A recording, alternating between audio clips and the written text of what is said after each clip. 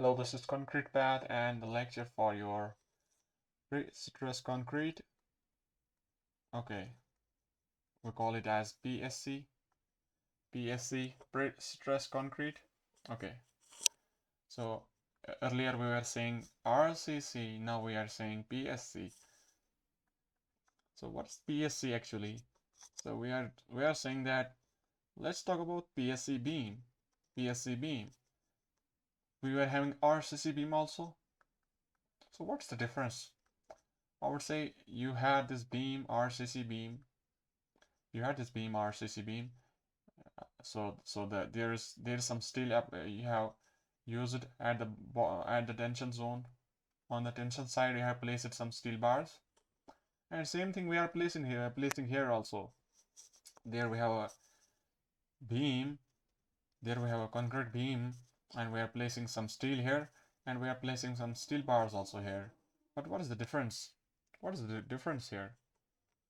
So I would say in this case, in the RCC beam, you were designing the beam that was having some steel and concrete, and finally when this thing has formed, so this has become a unit now. This has become hardened form now, hardened. So then finally we are applying the loads. Then finally we are applying the external loads of dead load, live load. Okay.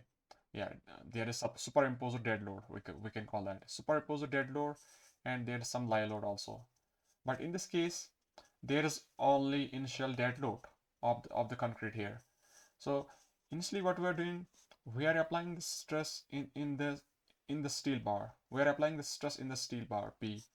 There is some force of P applied on the steel bar, and because of that, it is transferred to the concrete. It gets transferred to the concrete. So by transferring the effect of that P force to the concrete, your concrete gets stressed before. That's why it is called as pre-stress. That means concrete is stressed. Concrete is stressed before application of real loads. Before application of actual design loads. Before application of actual loads that you can have on the beam.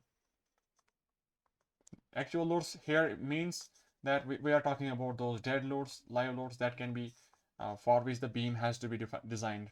If the beam is to design it, if the beam or the particular slab is to be designed for the RCC bridge, so the load here should be that moving loads of those vehicles. So that's your live load here.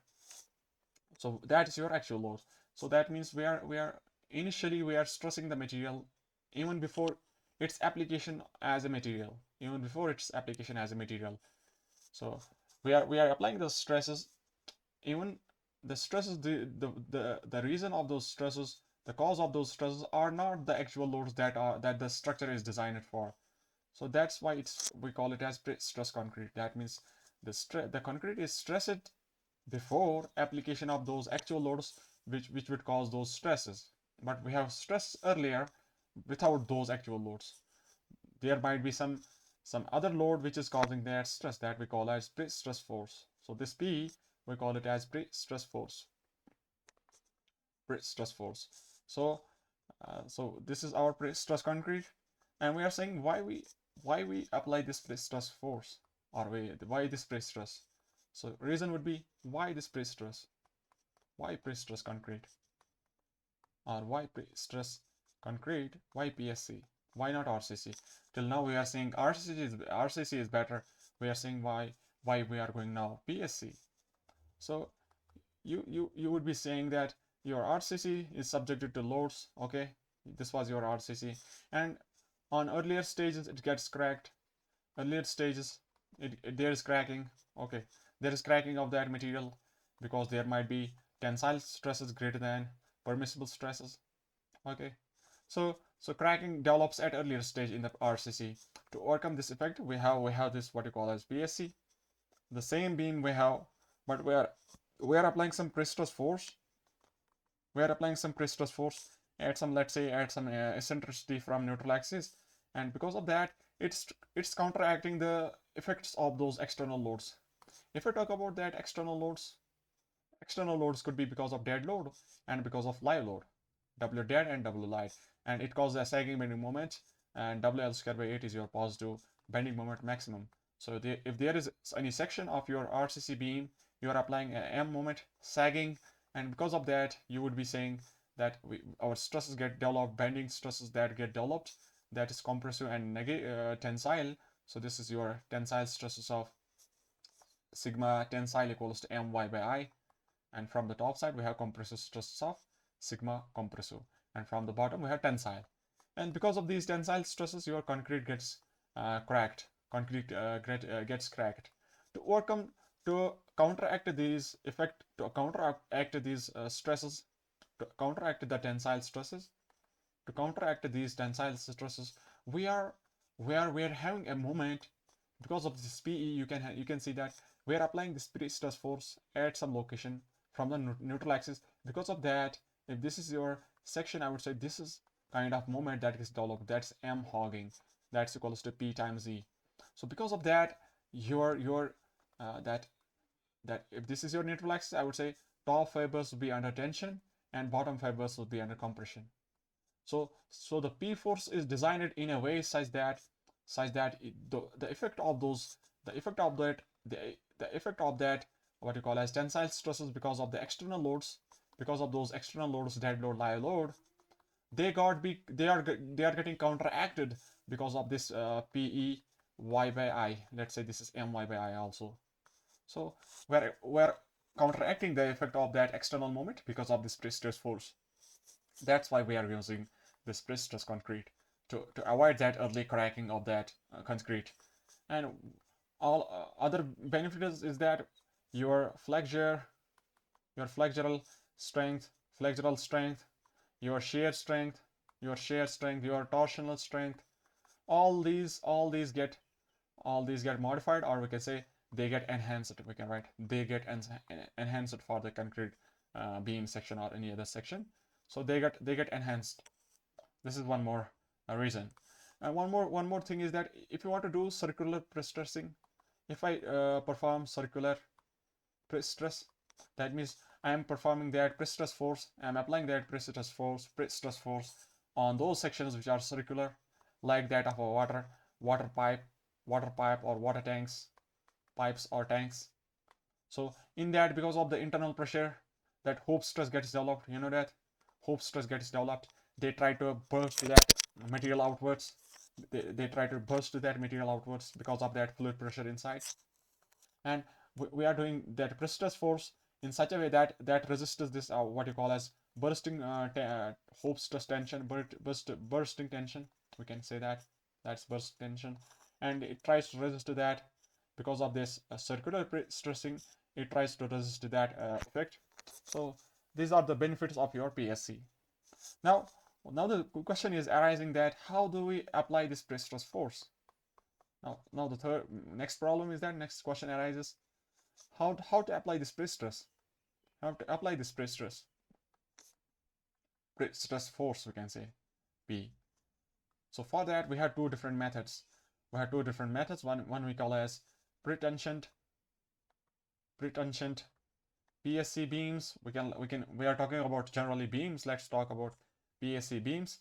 And one is that post-tensioned PSC beams.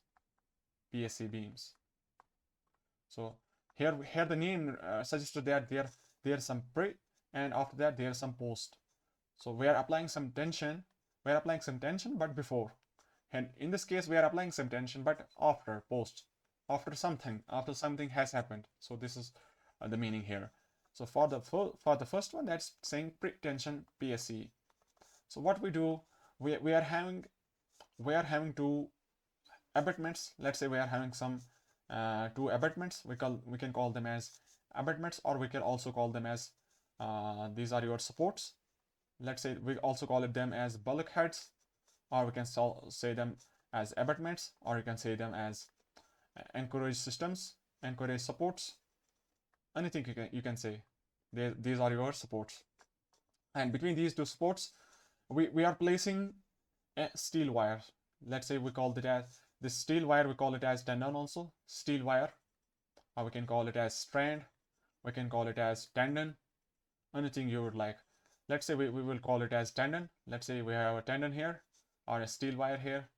Let's say this is your wire, and it's kind of fixed, it's kind of anchored from the other side. Let's say this is anchored from this side, we call it as it is anchored. Let's say this is anchored here, and what we are doing from this side also, we can say this is anchored. Let's fix from one side. I would say this is fixed from this side, and from the other side I'm applying some force. Tensile force outwards by means of some jack. There's some hydraulic jack or any other system mechanism such that I can pull outwards. The bar I can pull outwards because of some mechanism. I am pulling outwards, so I am applying a force of P outwards. That means tensile stresses would get developed in this bar. Can we say that? So because of this, tensile stresses get developed in the bar, in the steel bar. So because of that, since your material is your material behaves in a linear elastic way, we can say your strain energy gets developed. That's P2 square L by 2AE. Can you say that? Because of this energy stored, if you once try to release this back, it would try to come back. It would once you try to cut this what you call as steel bar, it would try to release this energy. So let's have that. Till now we have not used any concrete till now. That's why the name suggests pretension. So before casting the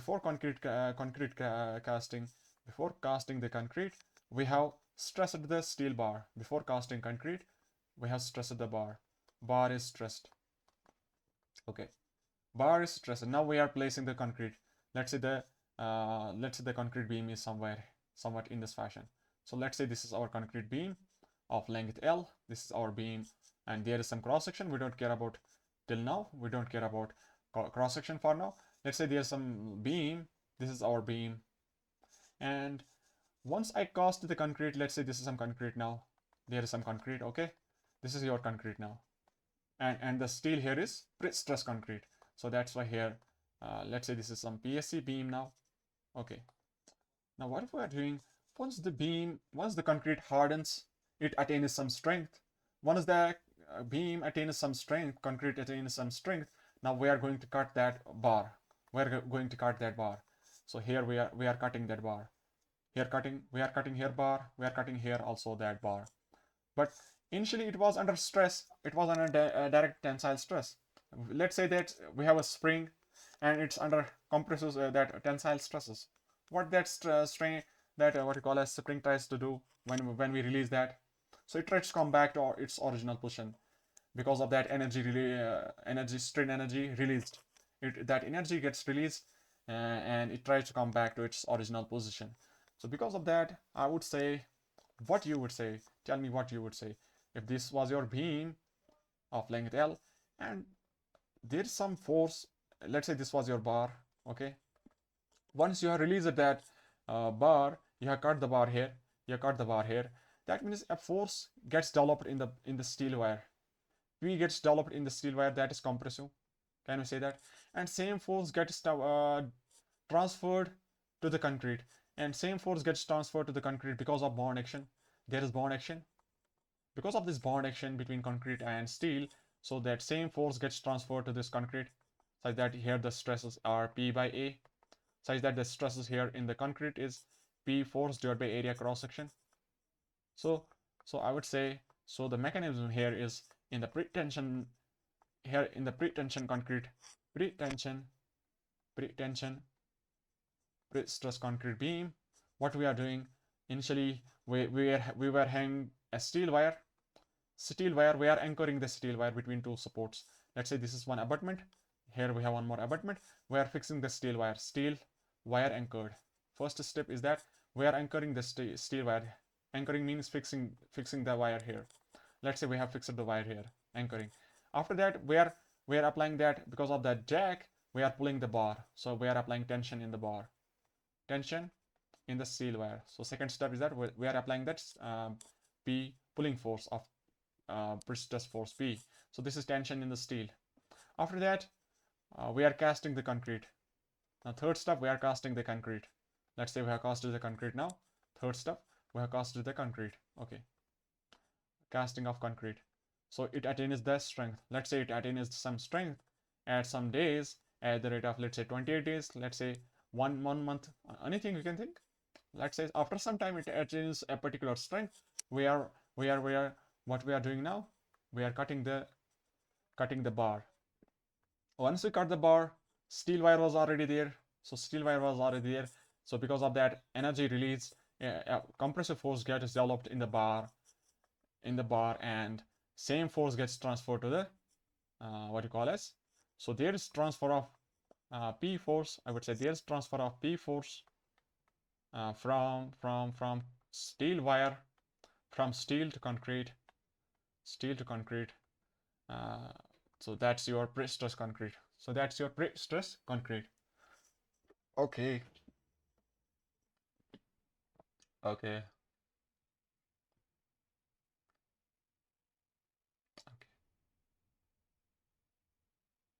This is your pre-stress concrete, or we can say pre-tension pre-stress concrete beam. So this was the first case of that. This was the first case of how do we apply that P force. Second method is that what you call as post-tension. So in the pre-tension means that we already got that we are stressing the wire, we are applying the tension in the wire before casting the concrete. That's why we call it as pre-tension. Now in the post-tension means we should apply the stress in the wire after the concrete has been casted. Let's have that now. Post-tension PSC beam, post-tension pre-stress concrete beam. Okay, let's go for that. Let's try to have that now.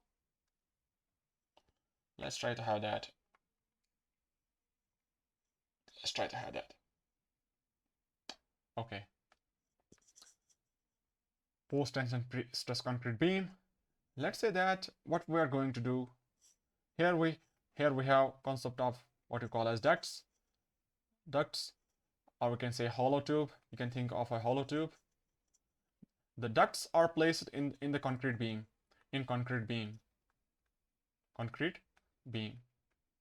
Let's say this is your beam, and there's some hollow, what you call as duct. We call it as duct, and there's some hollow duct, and inside that we are going to place the steel bar. If I show the cross section, I would say there's one bar is there. One bar is there such that it's placed inside a duct. Yeah. If this is your duct, inside that there is some steel bar. Let's say there's some steel bar. This is our red color is your steel bar, and this yellow color is your duct. This is your duct. Okay. Hollow tube of, you can think of a hollow tube, and this hollow duct, what it ensures that this duct ensures that there's no contact. No contact is there. No contact is between concrete and steel wire. No contact between concrete and steel wire. Okay, we call it as strand also. We can say it is a tendon also. So this duct ensures that there is no contact between concrete and steel bar. But at what time?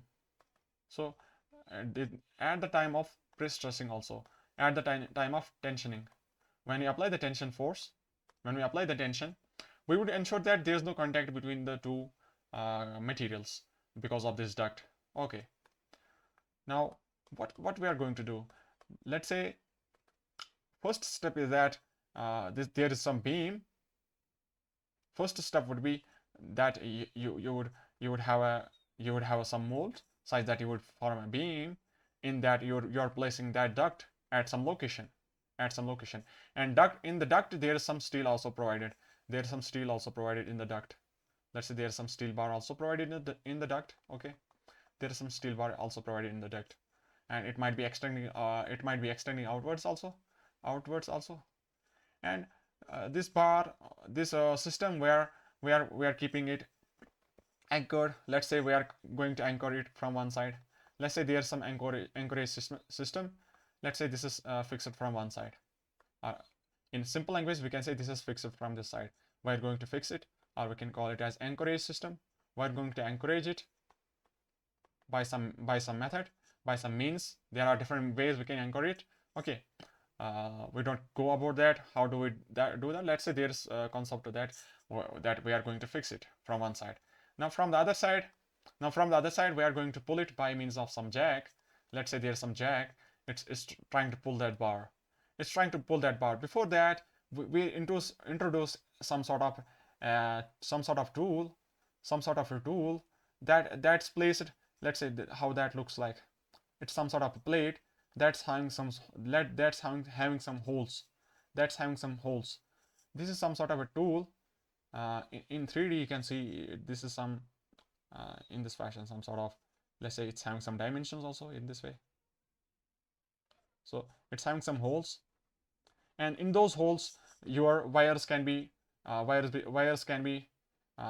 coming out. Your wires can be coming out. These wires are coming out. So we don't only use one bar, we use multiple number of bars. Actually, to understand the concept, we are showing only one bar. Okay, then after that, once this is placed, if this is your concrete section of dimensions b cross d, then you place this tool and you are applying a tensile force outwards because of that jack. And this one, what is this? This some tool, this red color. Let's say this is some tool T. This tool T. This is attached to the concrete. This is your concrete. Tool is attached to the concrete because you are touching that. Let's say this is concrete. This is concrete section, and this is your hydraulic jack. There's some jack, and this is your what you call as tool. And from this, bars are arising. Bars are coming out. And once you try to pull this, it would exert a force on the bar, on the beam section also. It would exert a beam that force on the what you call as. It would exert a compressive force also on the section. So that's the concept here. Let's go for that. So once you apply that force, so that means there is a simultaneous transfer, transfer of that force, from steel to what you call as concrete. There is simultaneous transfer. As long as you are applying a tensile force on the steel, that is directly transferred to the what you call as, at that particular time, the same force is transferred to the concrete.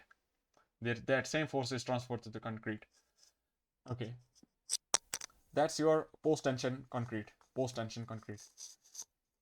And in the difference here is this method you can use. This method is used. You can say this method is used. We can say this can be used in the field. We are going to use this method in the field because once the concrete has been casted in the factory, we can say once your concrete has been casted, then now according to your design perspective, our engineering standards perspective, we can have a particular amount of stretching of that bar in order to produce particular amount of prestress force as per our needs. But in the pre-tension concrete, you are waiting for the concrete to set and you are applying initial value of prestress. You are not applying the force after. You are initially pre-tension concrete. You are applying force before use of that material outside. So that means your use of that particular beam is restrained. But in this case, your post-tension can be used for different values of forces, prestress force. Okay. Now the thing is, we got it. Now we can say what was the schedule of those steps for this post-tension. If I talk about post-tension now, post-tension beam. So I would say first one is that you had to anchor one side of the beam. That means this was your beam, and in that there was already duct placed, and you have to fix one side. Let's say there is fixing of that bar from one side. You have fixed that bar from one side. After that, you are applying tension from other side.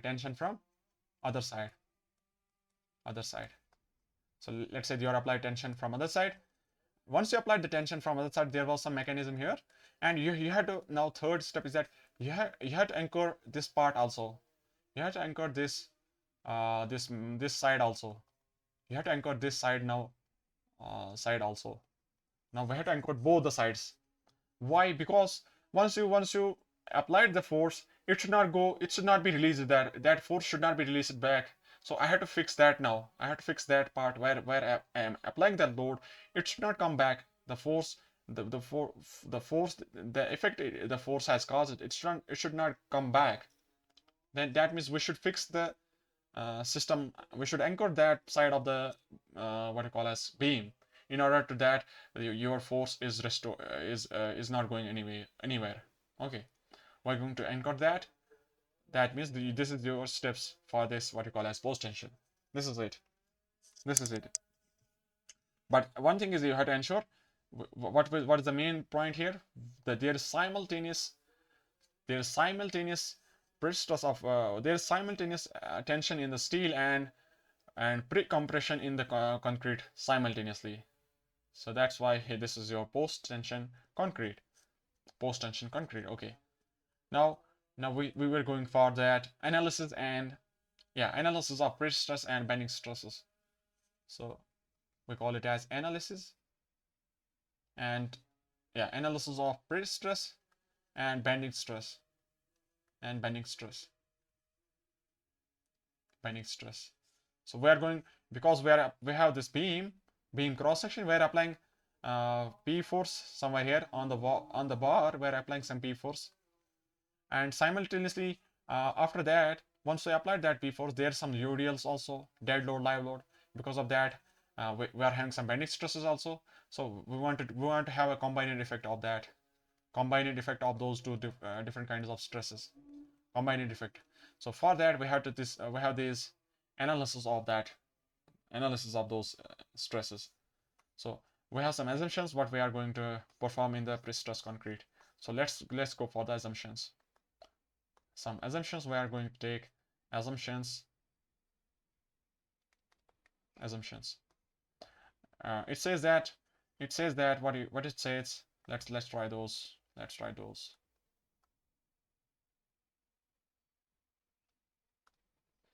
It says that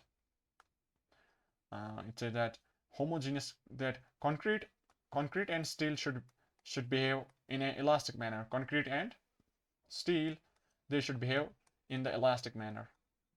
Okay, this is one thing we had to ensure. That's obviously we are saying that stresses should be within the below that level, what we call as permissible levels, and they should behave in an elastic manner such that your stress is proportional to strain. Okay, EC, or we can say this is ES also for different materials we are saying. Second thing is that your plane section remains plane even after bending. That would ensure that strain variation is linear. This would ensure that strain variation is linear. Okay, if you have that strain variation at any location from the neutral axis, you have that y, and there is some strain at y. I would say strain at y is proportional to y. Okay. After that, we would say your stresses in the steel does not change along the length of the member. You have this beam. Sorry. You take this beam. You have this beam of length L. You are applying the pre-stress force of P from one side. Let's say you are applying from one side, and I would say the stresses in the steel wire, there's some steel wire, and the stresses in the steel wire is same throughout the length.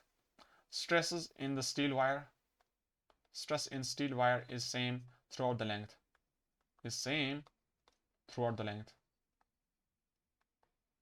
This is assumption, but when we see that that it's going under losses also, when we are going to take that chapter that's called as losses in that pre-stress, so there we see that we have stress that is going to vary along the length.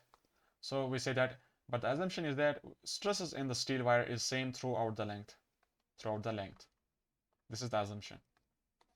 And after that, we also assume that because of that external loadings, because of those external loads, the external loads applied, they should not, we would say the stresses in the steel wire does not change on application of external loads.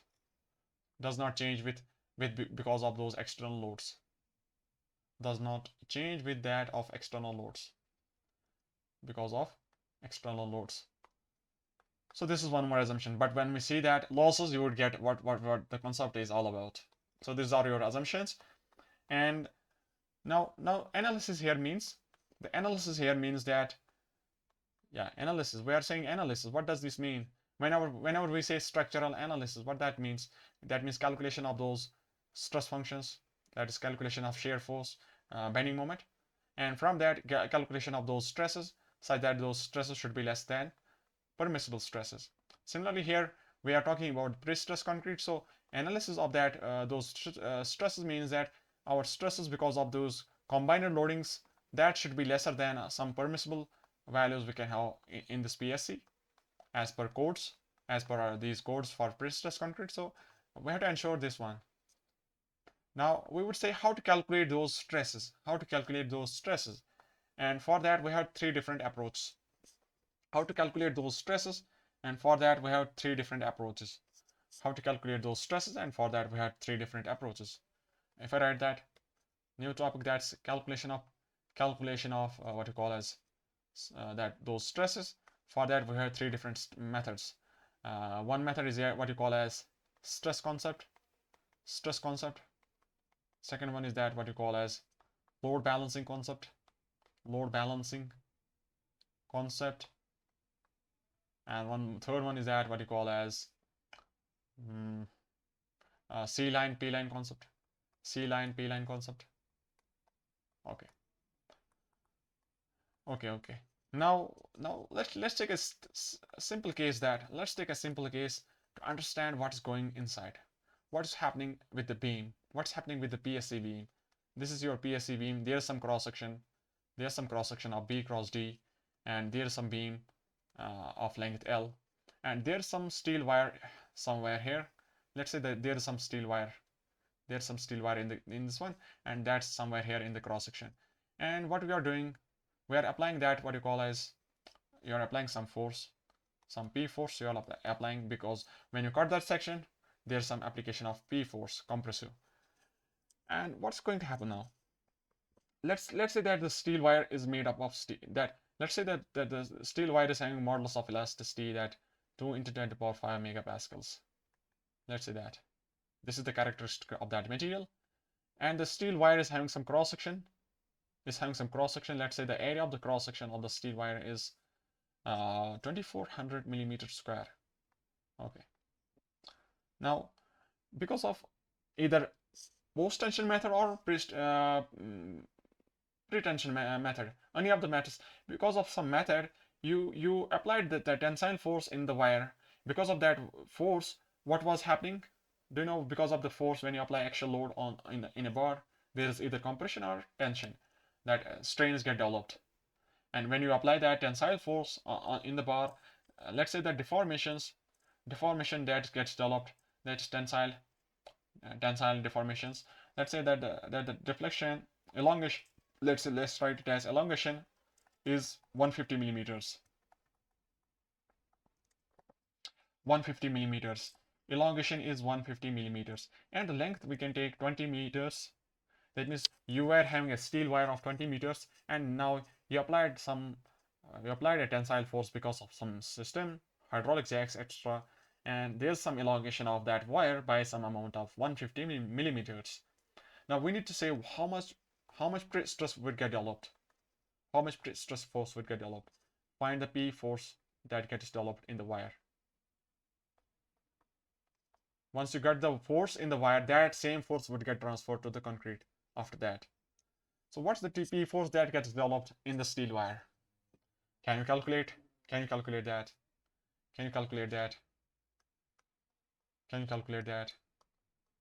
Actually, here we have elongation, but we are showing compression. That's this part is afterwards. Initial case is that it might be because of some pre-tension system. Here we have encoded this bar, we have encoded from the other side, and from this side we are applying some tensile force of P. That P such that your deformations in the bar delta equals to 150 millimeters elongation. Okay, you need to calculate that P. Then after that, when we cut that, then we are showing this system that P force is applied as a compressor. So can you calculate that P force?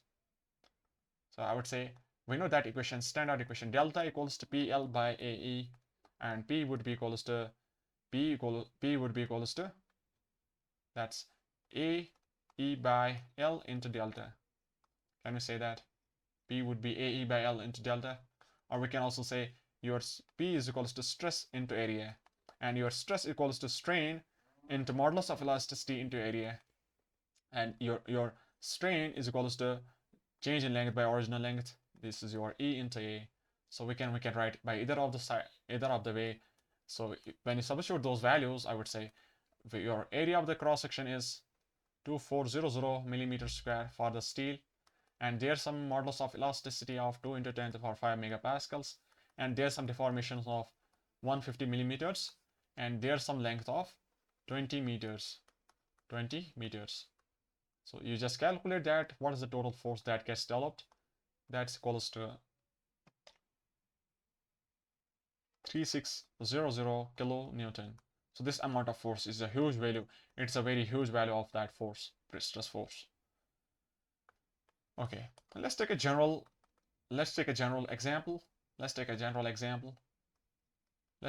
example, what we call as you have a beam. Let's say length is 10 meters. Length of the beam is 10 meters. Okay, this is your beam, and there would be some cross section also. This is your cross section of dimensions 500 cross 800. Okay, now you have that steel wire somewhere. Let's say the neutral axis is somewhere here. This is your neutral axis, and you can show it in the that what you call a section also. So there's some load applied. Load is applied from the top. There's some live load of 60 kilonewton per meter. Live load. Okay. We need to get what we need to get. So all of the concepts would be covered in this problem. So we need to get stresses in the beam at extreme fibers. That means we need to get the stresses at the top and bottom. Sigma top and sigma bottom for different combinations at different locations of that beam. So let's have those. Let's try that. You need to find the stresses in the beam at extreme fibers. That means stresses at top and stresses at bottom at the sections of the beam at a location at what you call as at x equals to 0.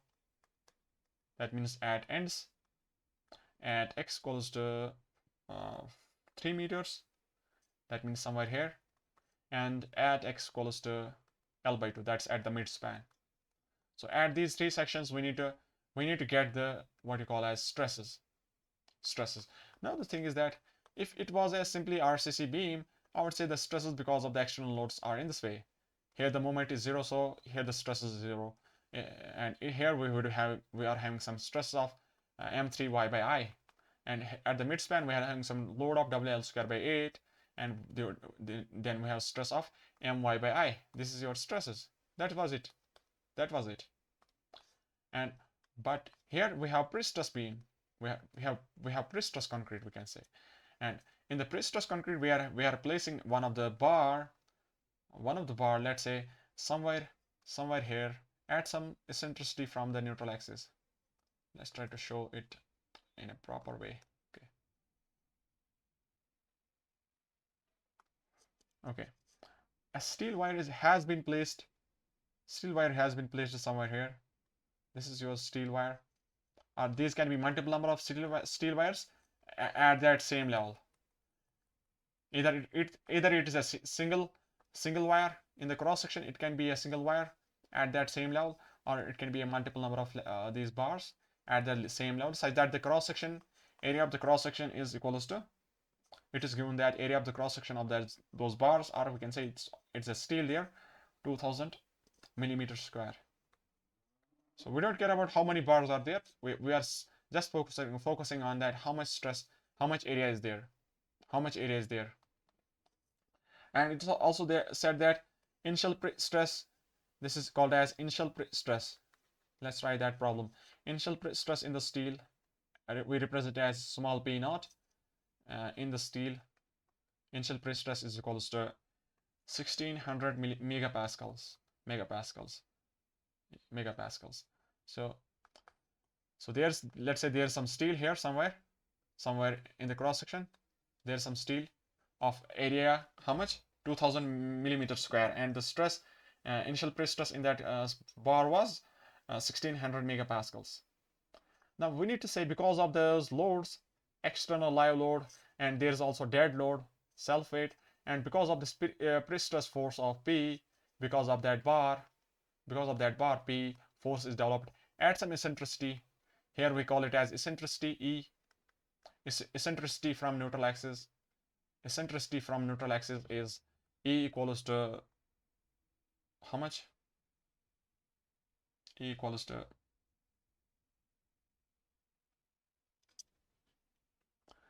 what is the eccentricity value we have? I think 160 millimeters. 160 millimeters. 160 millimeters. Okay.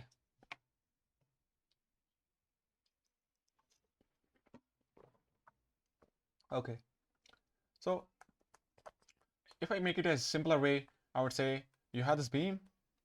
You are applying some live load, and there's some dead load also of this beam, and I would be having some moments because of those moment dead and moment live. We call it as moment all. And in the cross section, we are showing that cross section, and there's some neutral axis in the cross section, and some eccentricity is there of the P force. Then we show it in this way, that some pre-stress force P is acting at some eccentricity from the neutral axis, if this is your neutral axis. And because of that, I'm going to show the forces now. I'm going to show the stresses now. Let's analyze it now. Let's go for the solution. Now. We have to calculate stresses in the beam at 3 different cross sections. One is at the ends, one is at the 3 meters from the supports. Let's say this is simply support beam, and one is at the midspan. Now, if we generalize that, what's the effect of this P force acting at some eccentricity? What is the effect of that? How can you represent it in terms of stresses on the cross section? So actually, this is your cross section in this way, but we are showing the line in this way. That if this is your cross section as a line, and some stresses are acting in this way, that's why we are showing a line. That line is representing a plane perpendicular to it. Actually, we are showing a plane in this way, such that the stresses are perpendicular to it. Okay, now you can keep that also. Now, if I have this line, you're applying some P at some eccentricity from the neutral axis. So how can you transfer the effect of that P to at the location of neutral axis? So I would say I can transfer that by the free body diagram. I can show that force would be transferred to the neutral axis as a force of P compressive, and there's some moment associated with that equals to P times E. Can you say that? About the neutral axis, if this is your neutral axis, let's say this is neutral axis, and force is here somewhere, and it's trying to have an anti-clockwise rotation about that particular level neutral axis in this way. So anti-clockwise PE. So finally, if I want to say what is the variation of that stress, now if this is your cross section, you are applying a load that's P on this cross section area A. So I would say the direct stresses because of that P force would be constant variation of that P by A. So this one of the stress variation would be constant variation of compressive. We write compressive as positive, so this would be equals to P by A for all those fibers. All fibers having same stress. Of P by A. And second thing is that because of the moment, that is hogging bending moment on that section, you are applying a hogging bending moment on that section. What the section is going to do? You're applying hogging bending moment on that section, so it's going to have a hogging curvature. That means top tensile, bottom compression. Okay. That means if this is what you call as negative, this is positive. So this is your compression C, this is your tension T. So here we have stresses of maximum stresses, we have PE Y by I. PE Y by I, and from the bottom we can write PE Y by I. This one is your compressive and top one is your tensile. And for the symmetric case, let's say that section is symmetric. We have this beam of B and D. Can you tell me section modulus? What is the value of section modulus? We know that value of Y max is equals to D by 2. Y max is equals to D by 2. And your I by Y max is your section modulus Z. And that is equals to BD square by 6 for your what you call as rectangular section. So I can also say this value is equals to PE by Z. This is also equals to PE by Z. One is your compressive stress, next one is that tensile stress. Now this is the effect of the P and its corresponding eccentricity. Okay, this was the effect of the P and its eccentricity from the neutral axis. And one more load was there because of the dead load and live load. We will say that because of the dead load and bending live load, there is some bending moment diagram, WL square by 8. That's positive diagram. That means sagging curvature gets developed. Sagging curvature gets developed. So the top is having compression, bottom tension. So the value here is some value of moment because of the external loads, My by I. So that we can write M by Z. So that stress we can show that's M by Z. So but on the bottom side we can show that's tensile, My by I, so M by Z. And from the top we can say that's compressive, M by Z. So we have different combinations of those stresses. We have these different combinations at the top and at the bottom fibers. So these we need to calculate at different locations, at different sections of the beam. Let's go one by one and get those stresses. Let's go one by one and get those stresses now. So we have this live load, and there would be some dead load. Can you calculate that dead load also? I would say some dead load would be equals to gamma concrete into section B into section dimensions B and D. So that's your dead load on the cross section. Because of that cross section, I would say 25 kilonewton per meter cube into section is having 0.5 meters into 0.8 meters. So we can write that is equals to 25 into 0.8, 0.8.5. That's 10 kilonewton per meter. 10 kilonewton per meter, and we have a live load of 60, so 70 kilonewton. So I can write W all is equals to 70 kilonewton per meter. That's W live plus W dead, 70 kilonewton per meter. And can you tell me what is the moment at the ends? What is the moment at the ends for the simply support beam? So at the ends moment so let's go for the solution to get the better notes. To make the better notes, let's go for solution. Let's try the solution. I would say because of the dead load, that is 25 into 0.5 into 0.8, that's 10 kilonewton per meter. And there is some live load also, 60 kilonewton per meter. And that means total loads would be equals to W all, that is 70 kilonewton per meter. Now there is some beam having that load, and we need to calculate moments at the ends. Moment here is 0. What's the moment at ends? I would say moment at the ends is 0, and moment at the midspan is equals to W all L square by 8, that is 70 kilonewton per meter into length. What was the length of the beam? We have 10 meter beam. So I can write this is 10 meter beam and loading is 70. Then we can say moment at the midspan is equals to 70 into 10 square by 8. So this is your moment at the midspan, that is 875 kilonewton meters. What is the moment at 3 meter from support A? At 3 meter here. What is the moment here? I would say what is the reaction? I would say the reaction here was WL by 2. So the moment at 3 meter would be some WL by 2 into that 3 meters. Then this is your clockwise about that section, and anti-clockwise 70 x square by 2, 70 into 3 square by 2 because of the UDL. So that moment at 3 meters is equals to 735 kilonewton meters. So these are the moments because of the external loadings. And we got these 3 different cases. Let's take the first case that stresses at the ends. I would say calculation for the stresses at the ends. That means there is some section of the beam you're applying some P force at some eccentricity, of E. So I would say the stresses here would be positive P by A, And because of the hogging moment developed about the neutral axis, top is having compressive, bottom tensile, bottom compressive, that's PE by Z. And on the top we have PE by Z also. And since the moment is zero, this is zero because of the M, because of the external. M external is zero because the moments at the ends we have zero, bending moment is zero at the ends. So let's try to calculate these two values, but we don't know the value of P now. How can you get the value of P? What's the data that's provided in the problem? What is the data provided in the problem? So it's saying that we're having some steel of some initial pre-stress P0, and there's some steel cross section of 2000, and I would say the force developed in the steel bar, that would be equals to P0 into area cross section of the steel bars.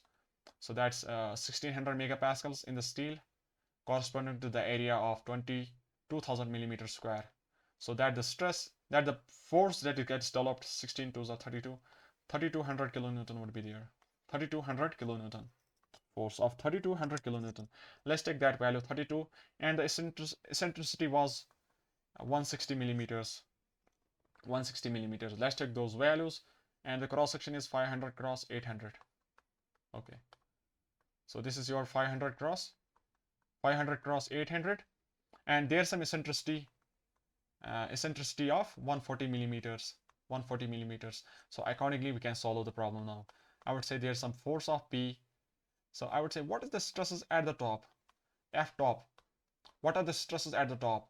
I would say that is P by A, and that's minus times PE by Z, and that we can calculate now. The force was 3200 kilonewton.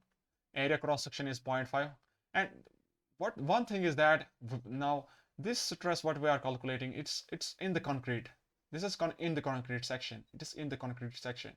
So we have to take all that data corresponding to the concrete now. So that area of the cross section of the concrete is 0.5 into 0.8 meters square. So you can accordingly solve that. Then we have that load also here, P into E, 0.140 meters divided by that Z section modulus, BD square by 6, B D square by 6. So you can solve those, and you can get the stresses at the top. Stresses at the top is equals to minus 1.6 megapascal, and stresses at the bottom is equals to P by A, that same value P by A, and plus PE by Z. Why the positive? I would say at the extreme fiber in the bottom side, and we have compressive stress of P by A, and we have compressive bending stress of PE by Z.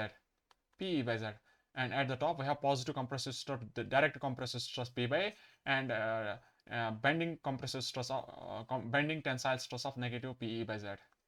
So that's why we write here positive for the second case at the bottom, and you can calculate that value is equals to 17.6 megapascal. So that means this case was such that we have the cross section, and on that we have negative we can show from this side.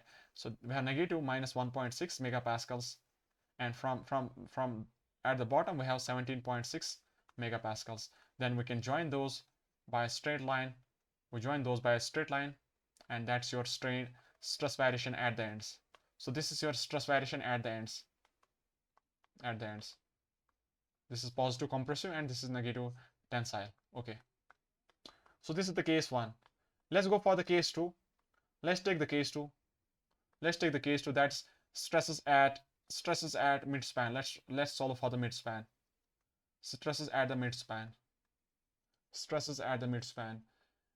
So at the midspan, since the eccentricity is same for entire length, so we have that bar, it's having eccentricity constant throughout the length, so your E remains constant, eccentricity remains constant. So let's take that bar now. We had that moment. What was the moment at the midspan? 875 kilonewton meter. So because of that moment, now there would be some bending stresses. Because of that moment, we would be having some bending stresses, and on the top we have compressive and bottom tensile. So this is your, because of the moments we have here compressive, we have tensile. I will write this is your M all by Z, and that was your how much value was the moment? 875 kilonewton meters. 875 kilonewton meters, and section modulus is your BD square by 6. BD square divided by 6. And you can solve those values. We can solve those values, and you can finally write that stresses at the top. See, other data is not going to change. Other data is not going to change because E is constant. E is not changing with the length. So these two data is fixed.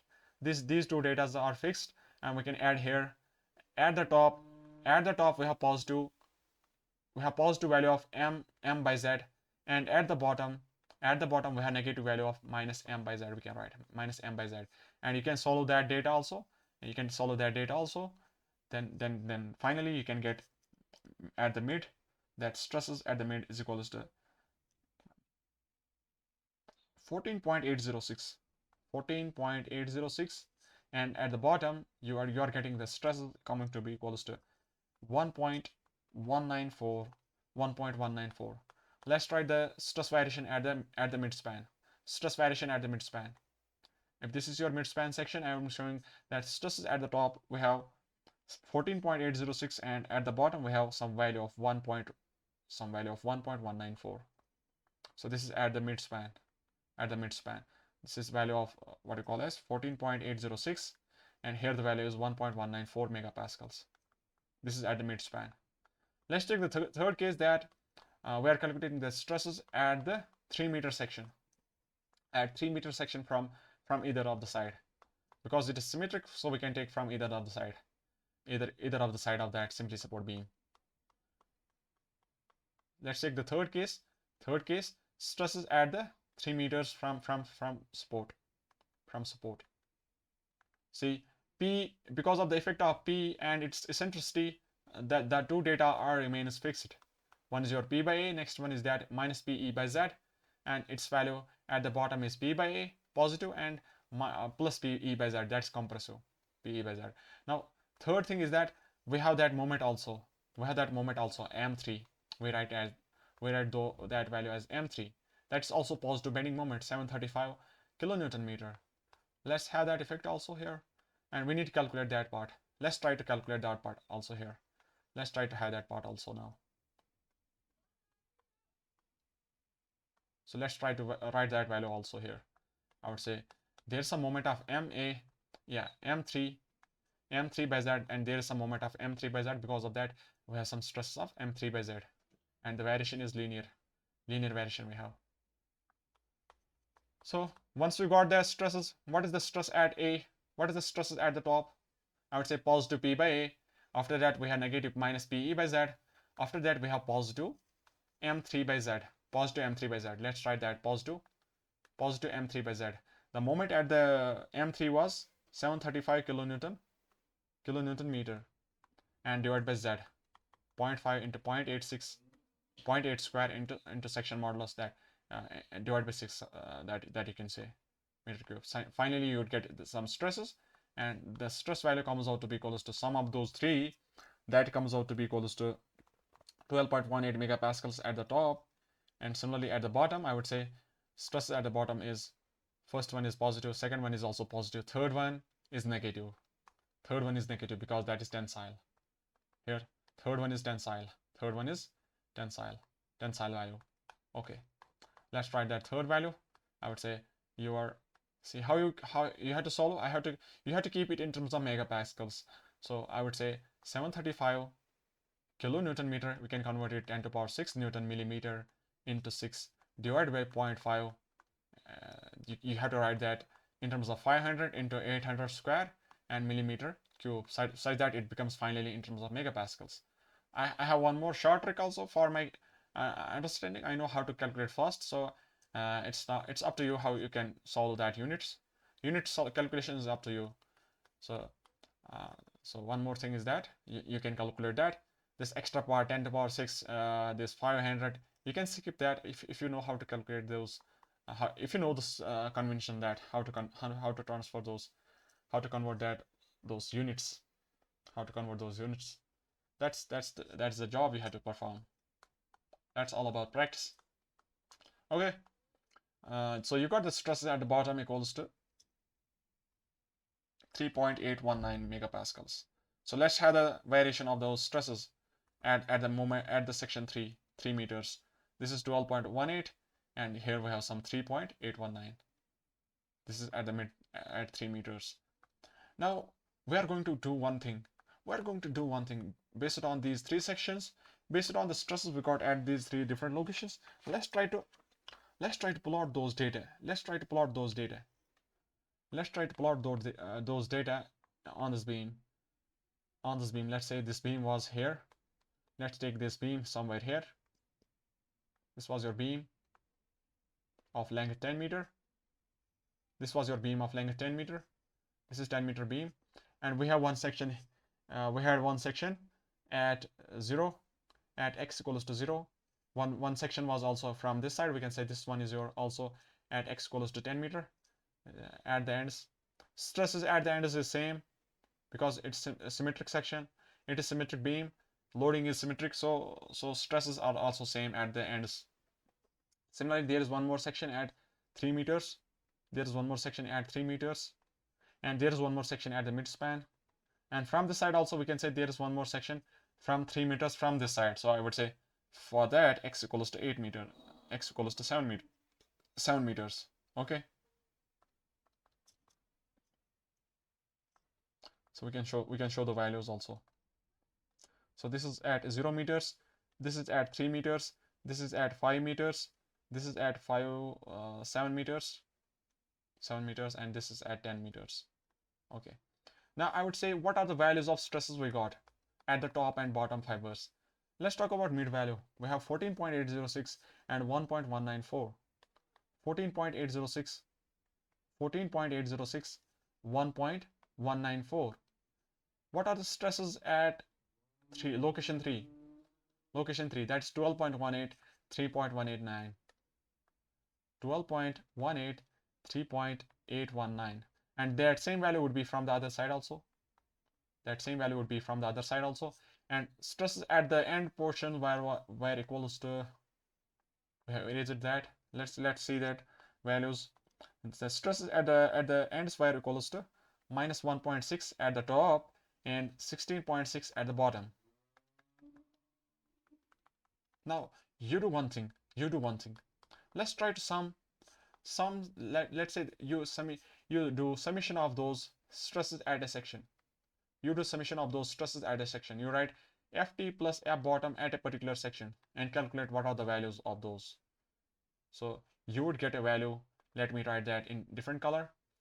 If I write minus 1.6 plus 17.6, that is equals to 16. So I would say this is 16. And if you sum these two, that's also 16. If you sum these two, that's also 16. This is also 16, and this is also 16 megapascals.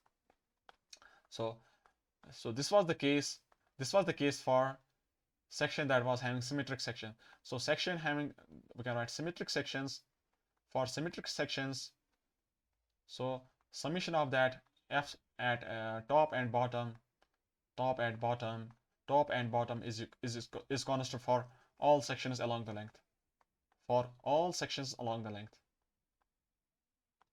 So one important criteria, that statement we got here, along the length. F top plus bottom is constant. I can write F top plus F bottom is constant for all sections along the length. This is the case only when the section is symmetric. We are saying for the symmetric section. Okay. Now if I write it in a general equation, you had this beam of B and D cross section, B cross D. Load is applied at P at some eccentricity E. The stresses that got developed, one was your direct compressive stress P by A, and one was your negative stresses at the top, bottom, positive PE by Z. And similarly because of some external moment applied, that contribute to some moment, negative positive stresses MA by Z. If I write that, what is the equation for forces at the top, that stresses at the top, that is P by A positive minus PE by Z and plus M by Z, and stresses at the bottom is equals to P by A positive and positive PE by Z, and minus, because of the moments, M by Z. Now from this perspective, I wrote that Ft plus Fb was constant. Similarly, if I write Ft plus Fb, if I add these two equations, we are going to see what's the result. So I would write Ft plus F bottom. Let's remove this now. I would write the equation as Ft plus F bottom. Ft plus F bottom equals to P by A plus P by A minus 0 minus 0 minus 0 minus 0. So because that this gets cancelled with this one, this gets cancelled with this one. So you are left with that 2P. So I would say P equals to F top plus F bottom divided by 2 into area of the cross section. So this is important equation we got, that the area, that the stress, that the P force that's developed, that is required, is equals to average stresses, that is average stresses in the section of the concrete into area of that cross section of the concrete. If I substitute at any particular value, if I substitute at any particular section, let's take any section. Let's say I'm going to take this section that's at 3 meters, M3. Let's take this section. That the stresses F top plus F bottom I'm going to add. If I write that, what is the force at the 3 location? I don't know. I would say this P3 would be equals to stresses at the top. That is 12.18 plus stresses at the bottom, that is 3.819, and divided by 2 into area of the cross section. That's B cross D, 500 into 800. So you calculate that value, and this would be equals to 3200 kilonewton, and that's also equals to the actual P force we have earlier because of those stresses in the steel. 3200 kilonewton.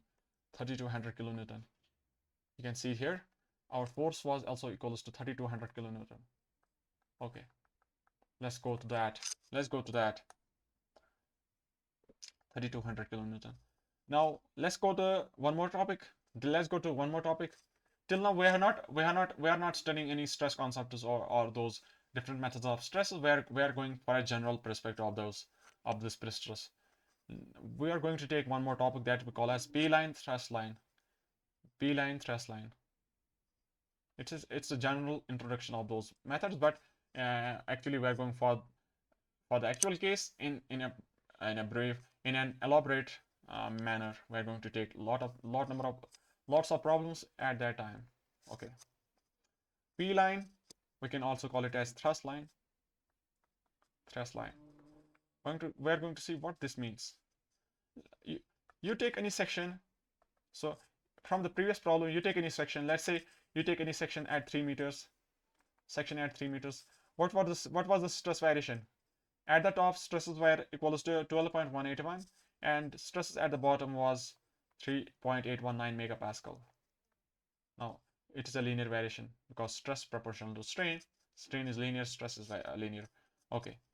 Now eccentricity was there. If this was your cross section, eccentricity of that load was at some E that was given to you, that was 140 millimeters. Okay, and P was 3200 kilonewton. Okay, I would say this is all compressive stress. Can you say that? Because it is all positive, and we would say this is all positive stress, compressive stress, and there would be some resultant compressive stress in this section. So because of this stress variation, I would say there is some resultant compressive force of C. This is the resultant compressive force of that because of that stress variation, and that would be equals to average stress on the section into area of that cross section. Can we say that? Average stress into area of cross section. Average stress would be equals to 12.181 plus 3.819 divided by 2 into area of the cross section, B into D. And that would be also equals to P, because our derivation, one statement we derived here, that was P was equals to F top plus F bottom divided by 2 into area of cross section. And C force is also same. So I would say C force is equals to P force. This was the actual P force that you applied, and this is the C force, that is resistance of that section, because of the stresses that got developed at the top and bottom. So this is the C force, this is the resisting force, C force, compressive C force, and this is the P force that you applied. So we got C force equals to P force, that's 3200 kilonewton. You can solve that by using the substituting the value of 500 and 800 here. So that we got here. Now I would say the centroid of that C force would be somewhere here at some location of, let's say this is some centroid at location of Y. I need to calculate centroid of that P force. Where is the centroidal distance of that P force from the top of C, from the top? How can you calculate that? Can you calculate that for the trapezium? If you have a trapezium, I would say that's equals to F top plus twice F bottom divided by F top plus F bottom into that width, total depth of D by 3. Can you say that? And you substitute those values. Let's have those values. I would say you have 12.181 plus 2 times 3.819 divided by 16, because sum of those was 16 megapascals, and we have this depth of 800 divided by 3, and this value is equals to, it's coming equals to 330.317 millimeters from the top. 330.317 from the top. So total section is 400. If the total section is 400, that means neutral axis is at the midspan, so neutral axis is at the centroid, so this is 400, and your C force is acting somewhere at 330.317. So at 330.317, so C force is somewhere here acting, that let's say this is some C force acting at some eccentricity at some Y equals to 330.317. and I would say, what is the value of this one? I would call it as EC, eccentricity of that C force from the, you can write this is eccentricity of C force from the neutral axis, eccentricity of C force from the neutral axis, and this C force has arisen because of this resistance. This is the resisting force that is developed because this is the resistance towards the applied moments and applied P and E, applied P force and applied external moments. It's resistance to that. So this is your C force, and I would say your P force was applied at some eccentricity in the actual one. This was some P force applied at some eccentricity of E. I would call it as EP now. This was 140 given to you in the problem. I would call now it as EP. So EC is located for this problem. It can vary. It depends on the configuration and all those loading steps. So I would say for this case, your EC got above the neutral axis and EP is below the neutral axis. I would say to calculate that EC, now we are going to define one more term that we can call lever arm. And let's represent that as by some Z. Let's say this is some lever arm of Z. I would say, what is the lever arm? What is the lever arm calculation? What is the value of that Z? What is the value of that Z? What is the value of that Z? So value of that Z is equals to, from this perspective, we got the value of Z equals to EC plus EP. EC plus EP. Can you see that? EC plus EP is equals to Z, the centroid of the C force and centroid of the P force for this section. And can you calculate the value of EC? Can you calculate the value of EC? The value of EC we can write here. The value of EC is equals to, that's equals to 400 minus Y. Can you write that? Or we can write D by 2 minus Y, where your Y is the centroid of that compressive stress variation diagram from the top. So D by 2 minus Y. It depends on different combinations. Sometimes your value of Y would be below the neutral axis. Sometimes, see, in this case your value of Y was 330, and there's the possibility that Y value can be below the neutral axis also. Your value of Y would be even 450, some value. So this is your value of Y. And if you want to say what is the value of EC, for that case, I would say this is your EC, that's below the neutral axis. For this case, that is 50, but below the neutral axis. And in this case, we got EC above the neutral axis. So it depends on that value, particular value, what is there. So I am giving a general perspective of that C line, P line concept. So One more term is that lever arm. And after that, I would say there would be some internal couple. Because of this internal couple, there is some moment, a resisting moment of that section. What is the moment developed because of that? I would say that is equals to P into Z, or that is equals to C into Z. Can we say that? Once I say that, said that, and if you calculate, if you try to calculate based on these values of this section we have, based on the available values we have, can you calculate that P into Z or C into Z? We want to see what is that value equals to. We want to see that. Let's get the value of EC. Let's get the value of EC. Is that D by 2 minus Y, 400 minus 330.317? Is that 60 point something? 69.683? 69.683 millimeters. We got the EC, and we also know EP. Can you get the lever arm? Is that 69.683 plus 140? And is that 209.683? Is that 209.683? I think that is equals to lever arm is 160. How?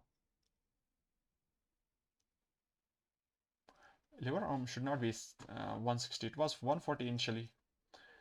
EP was 160, 140 initial value.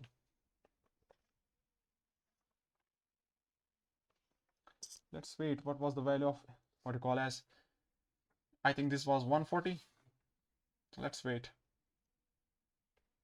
160, yeah. Your EP was 160. EP value was 160. This was 160. If this is 160, okay, no problem. We have not calculated any. We have not any use of it till now. So EP is 160 here. EP is 160 here. So we have to write this is your 160. So finally, this is 229.683. So you have this value of Z. You have this value of Z now. You have this value of Z now. Can you calculate what is the moment of that section? Moment resistance by that section, MZ. Let's calculate that now. I would say that moment of the section is equals to P times Z, and substitute the value of P. The value of P was actually 3200 kilonewtons into Z. This is 229.683 and millimeters. And that same value, because we know that C force is equals to P force, either you can keep the value of P or you can keep the value of C into Z. Same value we can get. You multiply those two values. You want to say what is the value we are getting here? 3200 into 0.229683. Is that 735? Around 735, almost equals to 735 kilonewton meter. And you compare the value of moment at the 3. What was the moment at the 3 meter section? Can you see that? What was the moment at the 3 meter section from the calculations we have? Is that 735 also? So I would say this is the moment at 3. This is actually moment equals to moment at 3. Similarly, if you take any other section, let's take the section of midspan. Let's take the midspan section at the midspan. Let's take the section at the midspan. What was the stress variation? The stress variation was, at the top we had 14.806, and at the bottom we have 1.194, and this was all positive. This was all compressive. And get the value of C force. I want you to get the value of C force. There is some C value, that is average stress 1.194 divided by 2 sum of parallel sides into the area of the cross section. Area of the cross section is B into D, that is 0.5 into 0.8, and that would be also equals to 3200 kilonewton. That's P force always. That's always equals to P force, 3200 kilonewton. And its centroid would be at location of Y from the top, such that here we have centroid, and centroid can be calculated as 14.806 plus 2 times 1.194 divided by 14.806 plus 1.194, and this part is equals to 16, and we have that multiple of D by 3. That's 800 by 3, and this value is equals to 286.5. 286.5 millimeters. Let's take the section now. That's the section at the midspan. This is your neutral axis. That means this is your d by 2. D by 2 equals to 400. This is 400. I would say the P force was acting at some eccentricity. This was your P force acting at some eccentricity of EP. This was 160 millimeters. And your C force is acting from the top at some distance of 286.5. Somewhere here, your C force is acting. So your C force is acting here at some location of y equals to 286.5. This is your value of y millimeters. And I would say there is some value of AC, such that this AC is the central distance of that C force from the neutral axis. This is d by 2 minus y. So that value is equals to 113.4 millimeters approximately, or we can write 5. We can write approximately 5. Okay. Now I would say, what is the lever arm we have? What is the value of Z we have? This is the value of Z. That's EP plus EC. And sum of these two, that would be 273.5. 273.5 approximately. We are going for the approximate values. And finally, I would say, what is the moment resisted by the section? What is the moment that the section has resisted? And I would say that is equals to 3200, because P is equals to C equals to 3200 kilonewton into that value of Z, 0.273.5. You solve this value and you would get value of 875 kilonewton meters. That's also moment at the midspan because of those external loads. This was the moment at the midspan because of the external loads. That's the moment resisted by the section. Let's take the third case. That let's talk about the ends, stresses at the ends.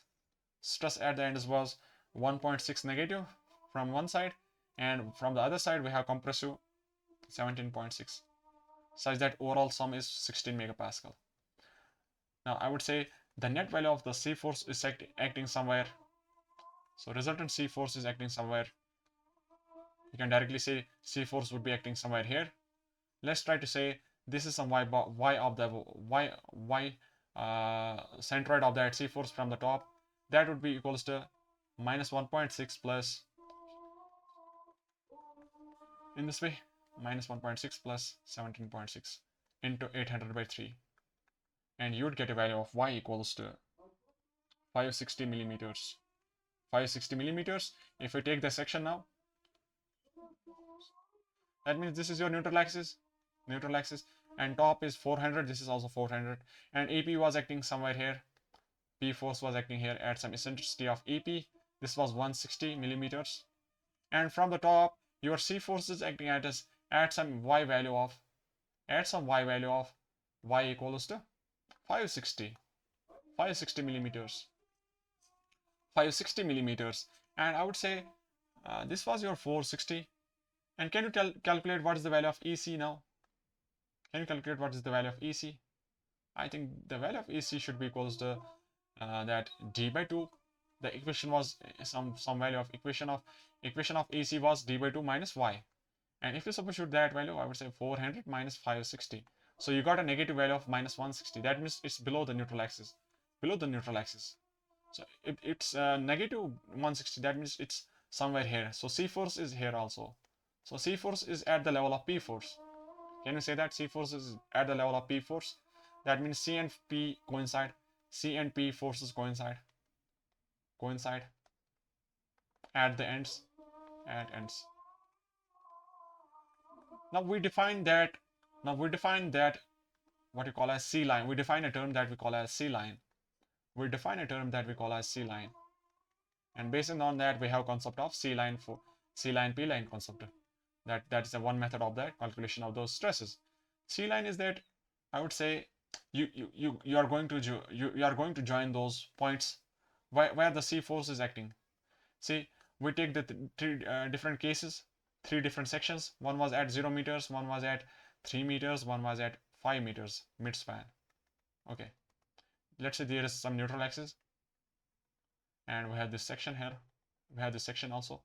I would say that What was the value of EC at the 3 meters? Value of EC at the 3 meters. Let's go for the midspan first. What was the value of EC for the midspan? EC for the midspan was 113.5 above the neutral axis. 113.5 above the neutral axis. Location of that C force. That means the C. EC means the location of that C force from the neutral axis. This is the meaning of EC. We already have written that. This is the meaning of EC, that the C force is acting at some location of EC from the neutral axis. So EC first one is that 113.5. So let's write that E force is somewhere here at 113.5 from the neutral axis, 113.5. And similarly, what was the value of EC at the moment 3, M3? And that was equals to we have erased that part. That was equals to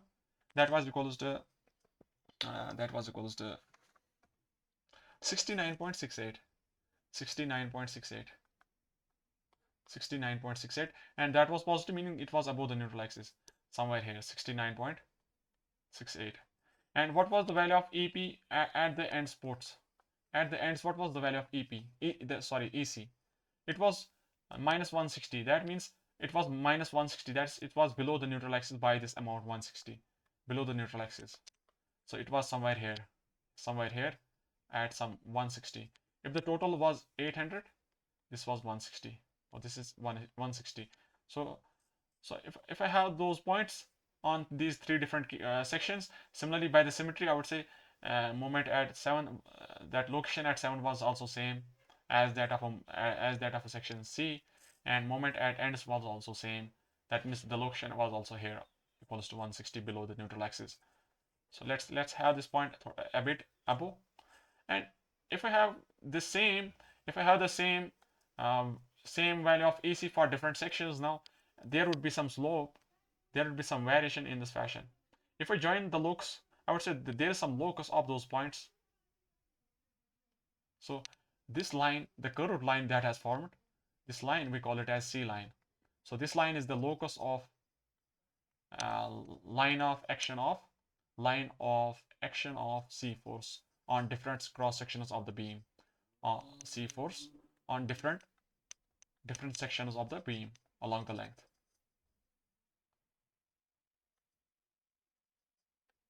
So that's where is the C force acting on a different particular section, such that the moment resisted on that section equals to the bending moment applied on that particular section. That's your C force, C line. That is the locus of the line of action of those C forces at different sections along the length of the member. That's your C line. Let's take that what you call as simple. Yeah, I think this was the end of that. This was the end of the first lecture. I would say this was the end of the first lecture. Thank you for watching that.